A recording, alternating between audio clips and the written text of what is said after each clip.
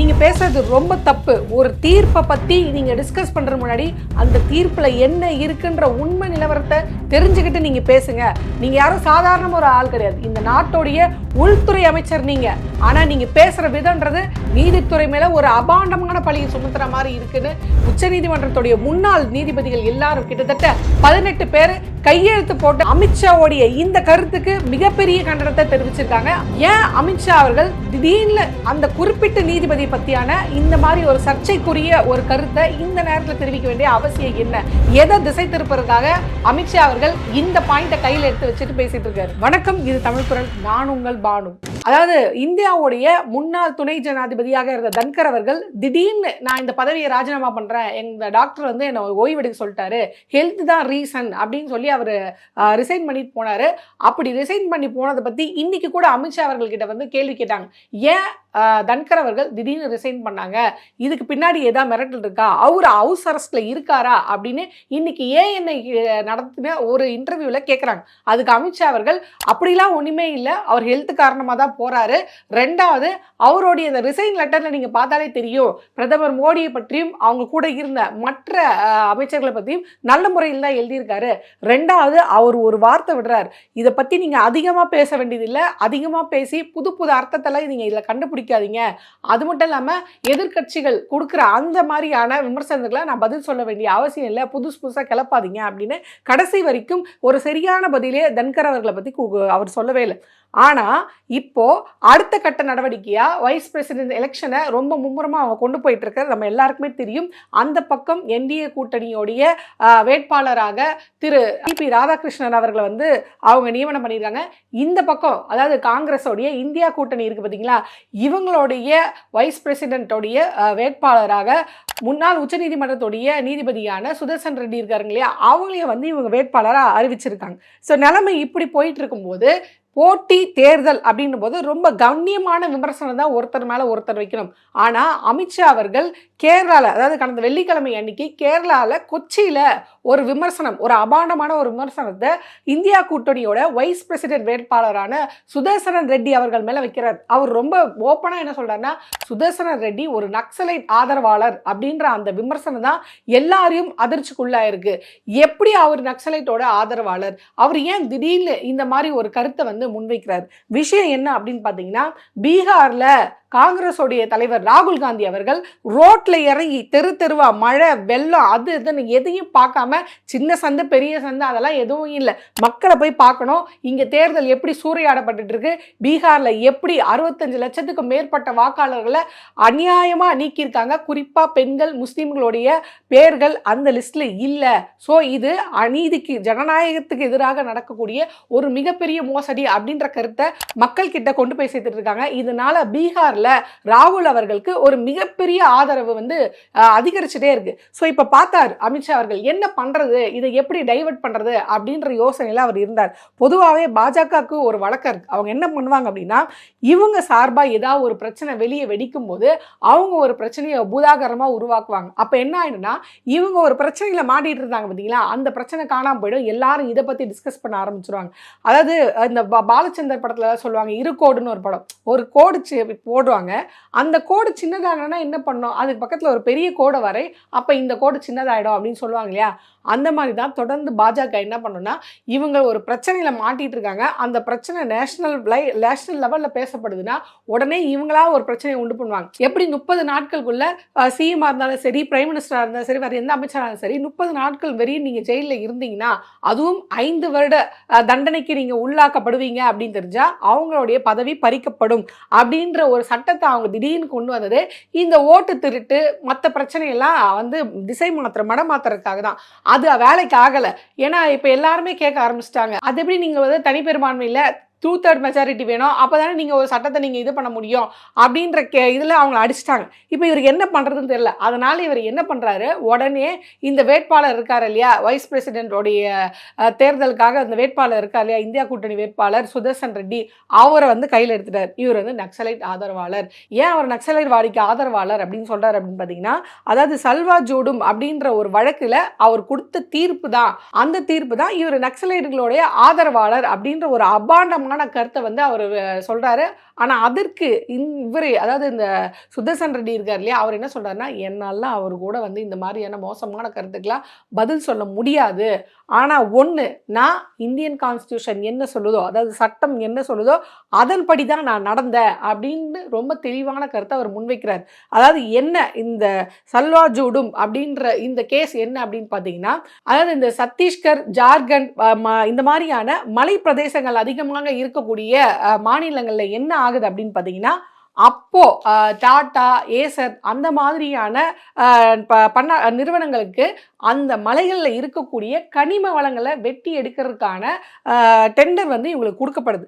ஆனால் அங்கே என்ன ஆகுதுன்னா, அந்த இடத்துல இருக்கக்கூடிய பழங்குடி மக்கள் எங்கள் மண்ணோடைய வளங்களை நாங்கள் விட்டு கொடுக்க மாட்டோம், எங்கள் மண்ணை விட்டு கொடுக்கறத விட எங்கள் உயிரை நாங்கள் கொடுப்போம் அப்படின்னு இதுக்கு எதிராக அவங்க என்ன பண்ணுறாங்க, போராடுறாங்க. அப்படி போராடுறவங்கள என்ன சொல்கிறாங்கன்னா நக்சலைட்வாதிகள் அப்படின்னு சொல்கிறாங்க.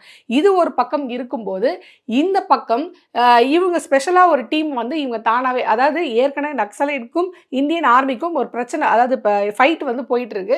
இந்த ஃபைட்டில் இவங்க இந்த 2 பேரோடைய ஃபைட்டில் பாதிக்கப்பட்ட மக்கள் இருக்காங்களா, இவங்க வந்து தன்னெழுச்சியாக ஒரு இயக்கத்தை வந்து ஆரம்பிக்கிறாங்க. அதாவது சல்வா ஜோடும் அப்படின்ற அந்த அமைப்பை வந்து ஆரம்பிக்கிறாங்க. 2005லேருந்து 2011 வரைக்கும் இந்த சண்டை வந்து நடக்குது. இந்த சண்டையில் பல அப்பாவி மக்கள், அதாவது அந்த பொதுமக்கள் இருப்பாங்க பார்த்தீங்களா, இதில் எதுவுமே சேராமல் அந்த அப்பாவி மக்களுடைய உயிர்கள் பறிக்கப்படுது, பெண்களுடைய உயிர்கள் போகுது. நிறைய பேர் தன்னுடைய நிலங்களை இழந்துட்டு அங்கேருந்து புலம்பெயர்ந்து வேற மாநிலங்களுக்கு போயிடுறாங்க. ஸோ இப்படி பல உயிர் சேதங்கள் நடந்துட்டு இருக்கிறதுனால இந்த வேண்டாம், இந்த அமைப்பை வந்து நம்ம கலைக்கணும் அப்படின்ற தீர்ப்பை வந்து அவர் சொல்றார். அவர் ஏன் இப்படி சொல்றாருன்னா, இது சரி கிடையாது. ஒரு ஆர்மியும் ஒரு நக்சலைடும் மோதிக்கிறதுன்றது வேற. ஆனால் இவங்க இருக்காங்க பார்த்தீங்களா, இந்த ஸ்பெஷல் அந்த தனியாக அமைந்த இந்த அமைப்பு இருக்காங்க பார்த்தீங்களா, அவங்களுக்கு சரியான ஆயுத பயிற்சியும் கிடையாது, அவங்களுக்கு சரியாக சண்டை செய்யவும் தெரியாது. எந்த பயிற்சியும் இல்லாமல் தன்னிச்சையாக இப்படி தொடர்ந்து இது பண்ணும்போது அங்கே மிகப்பெரிய இழப்புகள், உயிர் சேதங்கள், நில சேதங்கள், அந்த மாதிரியான நிறைய சேதங்கள் வருது. ஸோ இது சட்ட ரீதியாக தவறு, ஆக இந்த அமைப்பு இருக்கக்கூடாதுன்னு கலைக்கிறார். இப்படிதான் அவர் வந்து இந்த தீர்ப்பை சொல்றார். இந்த தீர்ப்புக்கு அவர் என்ன சொல்றாருன்னா, அன்னைக்கு அதை அப்படியே விட்டுடணும், அப்படியே அவங்க இருந்து எல்லாரும் அடிச்சுட்டு மாண்டுட்டு சண்டை போட்டு எல்லாம் சாகிற வரையும் சாகட்டோன்னு கையை கட்டிட்டு நம்ம வேடிக்கை பார்த்து இருந்திருந்தா, செத்தவன் சாகட்டும் அப்படின்னு நம்ம இருந்திருந்தா இன்னைக்கு நக்சலைடுகள் யாருமே இருந்திருக்க மாட்டாங்க. அந்த கல்ச்சரே இன்னைக்கு காணாமல் போயிருக்கோம். அதை விட்டுட்டு ஏன்பா நீங்கள்லாம் அடிச்சுட்டு சாகுறீங்க, அந்த மாதிரி சாகாதீங்க, பொதுமக்களோட உயிரை ஏன் இந்த மாதிரி பண்ணுறீங்க, அவங்களோட நிலத்தை இழந்துட்டு அவங்க அகதிகளாம் எதுக்கு பக்கத்து மாநிலத்துக்கு போகணும், அப்படி போக வேண்டாம் அப்படின்ற தீர்ப்பு அவர் சொன்னதுனால அவர் நக்சலைட் ஆதரவாளர் அப்படின்றாங்க. அது எப்படி அப்படி ஆகும்?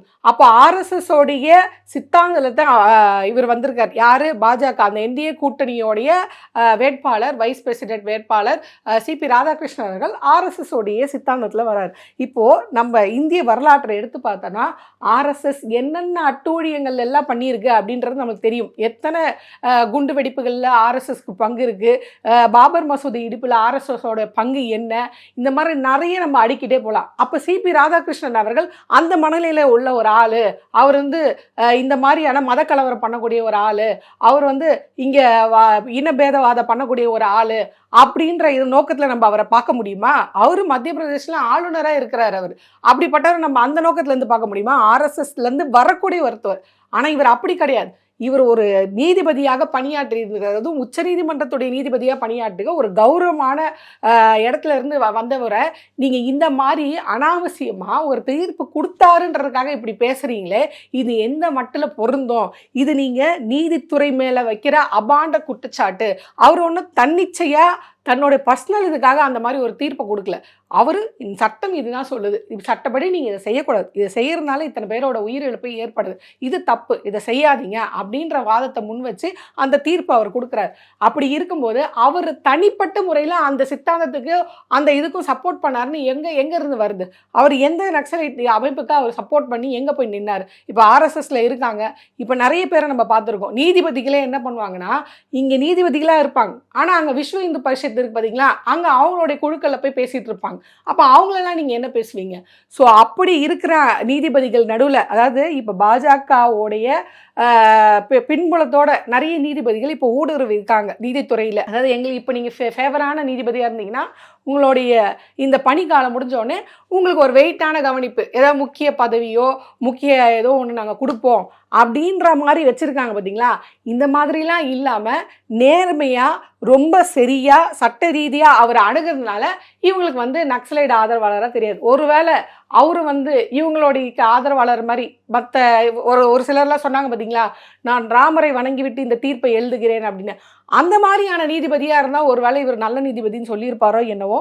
ஆனால் காங்கிரஸோடைய வேட்பாளர் அப்படின்றதுனாலேயே இப்படி ஒரு கருத்தை முன் வச்சிருக்காரு. இல்லை அது மட்டும் இல்லாமல் அந்த கேரளாவில் அவர் சொன்னார் பார்த்தீங்களா, கருத்து சொன்னார் பார்த்தீங்களா, அதில் இன்னொரு கருத்தையும் அவர் பதிவு பண்ணியிருக்காரு. அவர் என்ன சொல்கிறாருன்னா, காங்கிரஸ் வந்து இடதுசாரி அமைப்புகள் இருக்குது பார்த்தீங்களா, இவங்களுடைய அழுத்தத்தின் காரணமாக தான் காங்கிரஸ் வந்து இந்த வேட்பாளரை நிறுத்தி இருக்கு.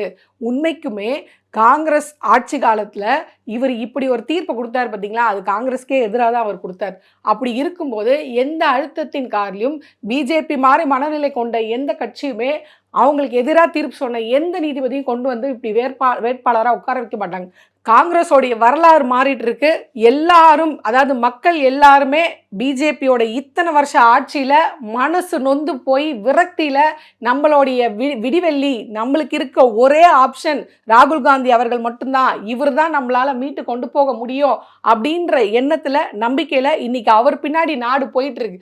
இதை இவங்களால ஜீர்ணிச்சிக்க முடியல. அப்போ அடுத்த தேர்தலில் பீகார் தேர்தலே நம்மளுடைய வெற்றி என்ன அப்படின்றது இவங்களுக்கு கேள்விக்குறியாயிடுச்சு. அந்த பயத்தின் வெளிப்பாடு தான் இப்படி சம்பந்தமே இல்லாம தீர்ப்பு சொன்ன ஒரு ஜட்ஜை கொண்டு போய் இவர் இதுவா தீர்ப்பு சொன்னாரா, அப்ப ஒரு மாவோயிஸ்ட் அப்படின்ற ஒரு கதையை கட்டிட்டு இருக்காங்க. ஸோ இதுக்கெல்லாம் காங்கிரஸ் அடிபணியாது. ஸோ பார்ப்போம். இன்னைக்கு 18 நீதிபதிகள் கையெழுத்து போட்டு கொடுத்துருக்காங்க. ஆனா இதே மாதிரி அமித்ஷா அவர்கள் வந்து அவதூறு பரப்பிட்டு இருந்தா கூடிய சீக்கிரம் நீதித்துறையே இவங்க பின் எதிர்த்து நிற்கக்கூடிய நிலைமை வரும். அந்த நிலைமைக்கு போனா அமித்ஷா அவர்களுடைய நிலைமை, பாஜக மோடி அவர்களுடைய நிலைமை ரொம்ப படுமோசமாக தான் ஆயிடும். ஸோ பார்க்குறீங்க, தேர்தல் பீகார் தேர்தலில் கான்சன்ட்ரேட் பண்ணீங்க, ஒழுங்காக அதில் கான்சன்ட்ரேட் பண்ணுங்கள். தேவையில்லாமல் நீங்களா என் பம்பில் சிக்கிக்கிறீங்க அப்படிதான் இருக்குது அமித்ஷா அவர்கள் பேசுகிறத பார்க்கும்போது. ஸோ பொறுத்து இருந்து பார்ப்போம். இதெல்லாம் மக்கள் பார்த்துட்டு இருக்காங்க. மக்கள் தன்னுடைய தீர்ப்பை பீகார் எலெக்ஷனில் காட்டுவாங்க அப்படின்றது தான் நிதர்சனமான உண்மை. நம்மளும் அது மாதிரியான ஒரு தீர்ப்பையே எதிர்பார்ப்போம். பொறுத்து இருந்து பார்ப்போம்.